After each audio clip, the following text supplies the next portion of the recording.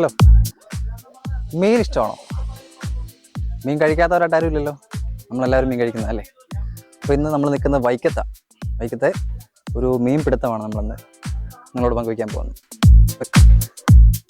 അപ്പോൾ നമ്മളെ ഇന്ന് എത്തി നിൽക്കുന്ന വൈക്കത്താണ്, നമ്മളാദ്യം പറഞ്ഞല്ലോ.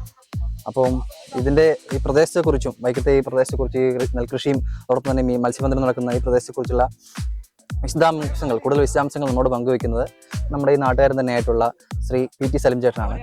സലിം ചേട്ടനെ കുറിച്ച് പറയുകയാണെങ്കിൽ സലിം ചേട്ടൻ ഇവിടുത്തെ SNDP യോഗത്തിൻ്റെ സെക്രട്ടറിയാണ്. അതോടൊപ്പം തന്നെ സജീവ കോൺഗ്രസ് പ്രവർത്തകനാണ്. INTUCയുടെ മണ്ഡലം സെക്രട്ടറിയാണ്. അതോടൊപ്പം തന്നെ സലിം ചേട്ടൻ്റെ ഭാര്യ ഇവിടുത്തെ തലാഴം പഞ്ചായത്തിലെ 9ാം വാർഡിൻ്റെ പ്രതിനിധി കൂടിയാണ്, ഞങ്ങളുടെ മെമ്പർ കൂടിയാണ്. കൂടാതെ ഈ പാടശേഖര കമ്മിറ്റിയുടെ സെക്രട്ടറിയും കൂടിയാണ് സലിം ചേട്ടൻ. അപ്പോൾ സലിം ചേട്ടനാണ് നമ്മുടെ കൂടുതൽ വിശദാംശങ്ങൾ പങ്കുവയ്ക്കുന്നത്. ഇത് കോട്ടയം ജില്ലയിൽപ്പെട്ട വൈക്കം താലൂക്കിൽ വെച്ചൂർ വില്ലേജിൽപ്പെട്ട കാട്ടേരി പാടശേഖരം ആണിത്. 113 ഏക്കറോളം വിസ്തൃതിയുള്ള ഈ പാടശേഖരത്ത് 73 കർഷകരുമാണ് ഉള്ളത്. അപ്പോൾ നമ്മളിപ്പോൾ നാട്ടിൻപുറത്തെ നാട്ടുമീനുകളാണ് കൂടുതലും ലഭിക്കുന്നത്. അപ്പോൾ ഇതിൻ്റെ മീനുകളുടെ ലഭ്യതയെക്കുറിച്ചും ഇത് കൃഷി ചെയ്തിട്ടാണോ കിട്ടുന്നത്, അല്ലെങ്കിൽ ഇതെങ്ങനെയാണ് മീൻ ഇവിടെ എത്തിച്ചേരുന്നത്, അതിനെക്കുറിച്ചൊന്നും. ഇത് നമ്മൾ കൃഷി കഴിഞ്ഞ് പൊതുമട തുറന്നിടുമ്പോൾ ആ മടയിൽ കൂടി നാട്ടുമീനാണ് കയറുന്നത്. അല്ല, നമ്മൾ പ്രത്യേകിച്ച് മീൻ വളർത്താറൊന്നുമില്ല. മീനിൻ്റെ വേമനാട് കായലിനോട് ചേർന്ന് കിടക്കുന്ന ഒരു പാടശേഖരമാണ്. ഏതാണ്ട് 2-3 കിലോമീറ്റർ അപ്പുറം കായലാണ്. കായലിൻ്റെ അവിടുന്ന് ഒരു 3 കിലോമീറ്റർ ഇപ്പുറത്താണ് ഈ പാടശേഖരം സ്ഥിതി ചെയ്യുന്നത്. അപ്പം നമ്മൾ കൃഷി കഴിഞ്ഞ് പൊതുമട തുറന്നിടുമ്പോൾ നാട്ടുമീൻ കയറുന്നത് കാരി, വരാല്, അണ്ടിയുള്ളി, നാടൻ ഭാഷയിൽ പറഞ്ഞ കാരി, വരാൽ, അണ്ടിയുള്ളി മുതലായവയാണ് കൂടുതലും കിട്ടുന്നത്. ചെമ്പല്ലി അല്ലല്ലോ, നമ്മുടെ സിലോപ്പിയ, പിന്നെ ചെറുമീൻ, അങ്ങനെയുള്ള ഐറ്റംസ് ഒക്കെ. അതുകൊണ്ട് ഇപ്പൊ സർക്കാർ ഇഷ്ടംപോലെ മീൻ തോടുകളിലും പൊതു ജലാശയങ്ങളിലും നിക്ഷേപിക്കുന്നതിന്റെ ഫലമായി നമുക്ക് ഇഷ്ടംപോലെ മീൻ ലഭ്യതയുണ്ട്. ഇതിന്റെ മാർക്കറ്റ് എങ്ങനെയാണ്? ഇത് എവിടെയാണ് നമ്മളിത് സെയിൽ ചെയ്യുന്നത്? മാർക്കറ്റ് അടുത്ത് കോലോത്തും കടവ്, ചേർത്തല, വൈക്കം കോലോത്ത് കടവ്, ചേർത്തല മുതലായ മാർക്കറ്റുകളിലാണ് ഇത് കൊണ്ടുപോയി വിറ്റഴിക്കുന്നത്. പിന്നെ ഇവിടെ വന്നും ആളുകൾ എടുത്തുകൊണ്ട് പോകുന്നുണ്ട്. അപ്പൊ ഈ പ്രക്രിയ വർഷാവർഷം അല്ലേ? വർഷാവർഷം ഉള്ളതാണ്. 2 കൃഷിയാണ് നമ്മൾ ചെയ്യുന്നത്? അല്ലല്ല, ഒരു കൃഷി ചെയ്യാറുള്ളത്. ഈ ഊരുവെള്ളത്തിന്റെ അതിപ്രസരം ഉള്ളത് കൊണ്ട് നമ്മൾ ഒരു കൃഷി ചെയ്യാറുള്ളത്. അപ്പൊ നമ്മുടെ ഇവിടെ ഈ ഒരു നെല്ലും മീനും എന്ന് പറഞ്ഞൊരു പദ്ധതി ഉണ്ടല്ലോ, അതുകൊണ്ട് അത് നമ്മൾ ആലോചിച്ചിട്ടില്ല. അത് നമ്മൾ അതിന്റെ പാടശേഖരത്തിന് പ്രത്യേകം അതിനൊരു ഇതൊക്കെ ഉണ്ടാക്കണം, നഴ്സറി ഒക്കെ ഉണ്ടാക്കണം. അതിന്റെ ഒരു പോരാഴി കൊണ്ടാണ് അത്, അല്ലെങ്കിൽ നമ്മളത് തുടങ്ങിയാൽ വേറെ ബ്ലോക്കിലൊക്കെ ചെയ്ത് കണ്ടിട്ടുണ്ട്. നമ്മുടെ കൂടെ ചേരുന്നത് യാസറാണ്, യാസർ അറാഫത്ത്, ഞങ്ങളുടെ സുഹൃത്താണ്. ഇപ്പോൾ പാടം കോൺട്രാക്ട് എടുത്തിരിക്കുന്നത് മിൽട്ടൺ ലൂക്കാണ്, കുഴിതടത്തിൽ മിൽട്ടനും ഞാനും യാസറും ഒക്കെ ഒരുമിച്ച് ഇവിടെ സെന്റ് മൈക്കിൾസ് ഹയർ സെക്കൻഡറി സ്കൂളിൽ +2 പഠിച്ചതാണ്. അപ്പോൾ യാസർ ഇപ്പോൾ UK യിലാണ്. അപ്പോൾ യാസർ ഒരു എക്സ്പോഷറായിട്ട് ഇങ്ങോട്ട് പോകുന്നവരാണ്, ഒരാഴ്ചയായി വന്നിട്ട്. അപ്പോൾ കഴിഞ്ഞ ദിവസം ഞങ്ങൾ ഒരു ഒത്തൊരുമിച്ച് കൂടിയപ്പോൾ ഞായറാഴ്ച ഞങ്ങളിങ്ങനെ പറഞ്ഞു മിൽട്ടൺ ഇങ്ങനെ കുഴിയെടുത്തിട്ടുണ്ട്, അതിൻ്റെ മീൻപിടുത്തം കൊണ്ടുവന്നപ്പോൾ യാസർ ഇങ്ങനെ ഈഗറായിട്ട് വെയിറ്റ് ചെയ്യുമായിരുന്നു. അപ്പം നാട്ടിൽ വന്നിട്ട് ഇപ്പോൾ ഒരാഴ്ച കഴിഞ്ഞല്ലേ, അത് എങ്ങനെയുണ്ട്? നമുക്ക് ഒരു കമ്പാരിസൺ എങ്ങനെയുണ്ട്? ടോട്ടലി ഡിഫറെന്റ് ആണ്. അവിടുത്തെ ലൈഫ് എന്ന് പറഞ്ഞാൽ നിനക്കറിയാലോ, ടോട്ടലി ഡിഫറെന്റ് ആണ്. എൻ്റെ from Kerala, you know what about UK, you know it's totally different. ഞാനിപ്പോൾ ഇവിടെ വന്നത് തന്നെ നമുക്ക് ആ ഒരു പഴയ കാലത്തെ ഓർമ്മകളും കാര്യങ്ങളൊക്കെ നമുക്ക് നമ്മുടെ നെഞ്ചോട് അടുപ്പിക്കാൻ വേണ്ടിയിട്ടാണ് നമ്മളിവിടെ എത്തിയിട്ടുള്ളത്.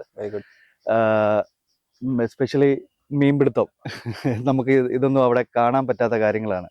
അപ്പോൾ യാസറും ഈ പറഞ്ഞ പോലെ തന്നെ വൈക്കത്ത് തന്നെയാണ് സ്ഥിരതാമസമായിട്ടുള്ളത്. അപ്പോൾ വെച്ചൂർ എന്ന് പറയും, വെച്ചൂരാണ്. അപ്പോൾ യാസറിന്റെ വീടിന് കിഴക്കുവശമായിട്ട് പറയുകയാണെങ്കിൽ ഈ അപ്പർ കുട്ടനാടിന്റെ ഒരു പോർഷനായിട്ട് വരുന്ന ഭാഗങ്ങളാണ്. ഇത് പറയുകയാണെങ്കിൽ അവിടെ നെൽകൃഷിയും അതുകൊണ്ട് അനുബന്ധമായിട്ടുള്ള മത്സ്യബന്ധനവും ഒക്കെ ആയിട്ട് പോകുന്ന സാധാരണക്കാരായിട്ടുള്ള ജനങ്ങൾ അധിവസിക്കുന്ന ഒരു പ്രദേശമാണ് വെച്ചൂർ എന്ന് പറയുന്നത്. അപ്പോൾ ഇനി നമ്മുടെ കൂടെ വളരെയധികം അനുഭവ സമ്പത്തുള്ള മറ്റൊരു വ്യക്തിത്വം കൂടെ നമ്മളോട് ചേരുകയാണ്. അദ്ദേഹം ഗോപാലകൃഷ്ണൻ അല്ലേ? അദ്ദേഹം ഈ കൃഷിയുമായിട്ട് ബന്ധപ്പെട്ടുള്ള ഉപജീവനം നടത്തുന്ന വ്യക്തിയാണ്. അതുപോലെ തന്നെ ഉൾനാടൻ മത്സ്യബന്ധനവും അതുപോലെ മത്സ്യ കൃഷിയും ഒക്കെ ആയിട്ട് ബന്ധപ്പെട്ട് നിൽക്കുന്ന വ്യക്തിയാണ്. അപ്പോൾ അദ്ദേഹത്തോട് നമുക്ക് സംസാരിക്കാം. എത്ര വർഷമായി ഈ കൃഷിയും? 32 വർഷമായി. ഞാൻ മോട്ടോർ പമ്പിന്റെ ആളാണ്. മോട്ടോർ പമ്പിങ് അതിന്റെ ആളും മോട്ടറിങ്ങിന് ഓടിക്കുന്നു. എല്ലാ രീതിയിലും നമ്മൾ നല്ല രീതിയിൽ വരുന്നു. അപ്പൊ ഇത് മഴക്കാലം വരുമ്പോ എന്ത് ചെയ്ത്? ഇപ്പം മറ്റേ പണ്ടത്തെ ഉണ്ടായിരുന്ന കേട്ടിട്ടുണ്ട്, ഈ മുട്ട തള്ളുക അങ്ങനെയുള്ള അങ്ങനെ സംഭവിക്കാൻ കാര്യങ്ങളില്ല. മുട്ടം തള്ളുന്നു. ഇനിയിപ്പം വരുന്ന മാസം ഇത് വിതയ്ക്കുവേ. ഞാൻ ഓടിക്കാത്ത സ്ഥലം നിങ്ങൾ ചുരുക്കുക. മലപ്പുറമൊക്കെ ഇല്ലേ, ആ ഒരു ഭയങ്കര സ്പോട്ട് ടീമാണ്. അവിടെ ചെയ്തിട്ടുണ്ട്. പിന്നെ മലപ്പുറത്ത് എവിടെയാ? മലപ്പുറം കുന്നംകുളം പടിഞ്ഞാറ് വശം കുന്നംകുളം. ചെമ്മന്നൂര് ആഹാ. ഒക്കെ ഞാൻ പോയി മോട്ടർ ഓടിച്ചിട്ട് ടീമാ. ചെമ്മണ്ണൂർ. ചെമ്മന്നൂർ അപ്പൊ ഈ ഒരു നെല്ലും മീനില്ലേ എന്തൊക്കെ മീനുകളാണ് കൃഷി ചെയ്യുന്നത് നേഴ്സറിക്കകത്ത്? കട്ട്ല, ഗ്രാസ് ഉം. എല്ലാം ഇട്ട് വളർത്തുന്നുണ്ട്. കട്ല, രോഹു, ഗ്രാസ് കാർപ്പ് അതൊക്കെയാണ്. ആ തന്നെ ആ, ശരി. നല്ല മീനാണ് കേട്ടോ. അതിന്റെ വിപണന മാർക്കറ്റ് എങ്ങനെയാ? നമ്മൾ എവിടെ കൊണ്ടുവന്നേ? ഇവിടെ പാലക്കാട് വരും, പാലക്കാട് വരും. അവിടെ വരെ കൊണ്ടുപോകും? വേണ്ട, നമ്മുടെ സൈറ്റ് അടുപ്പിച്ചാൽ മതി, അവർ വന്നെടുക്കും. അവരൊന്നും എടുത്തോളും. അത് ശരി. പിന്നെ അപ്പൊ ഇത് നമുക്ക് സഹായങ്ങൾ സർക്കാരിന്റെ ഭാഗത്തു നിന്നുള്ള സഹായങ്ങൾ എങ്ങനെയാ? മറ്റേ അഡാക്കിന്റെ മറ്റു സ്കീമില്ലായിരുന്നു അങ്ങനെ നേരത്തെ? അടാക്കിന്റെ പട്ടില കിട്ടുന്നത് നമുക്ക് കിട്ടത്തില്ല. ഫസ്റ്റ് ആദ്യമേ കിട്ടുള്ളൂ, ആദ്യം കിട്ടത്തുള്ളൂ, പിന്നെ കിട്ടത്തില്ല. പിന്നെ കിട്ടത്തില്ല. അതായത് ഒരു വേള മത്സ്യകൃഷി ചെയ്യാൻ വരുവാണെങ്കിൽ ആദ്യത്തെ സ്കീമിൽ മാത്രം അഡാക്ക് സഹായം ചെയ്യും, പിന്നെ കിട്ടത്തില്ല. കിട്ടത്തില്ല. അപ്പൊ നമ്മളോടൊപ്പം ഒരാൾ കൂടെ നമ്മൾ അംഗീകരിക്കുകയാണ്.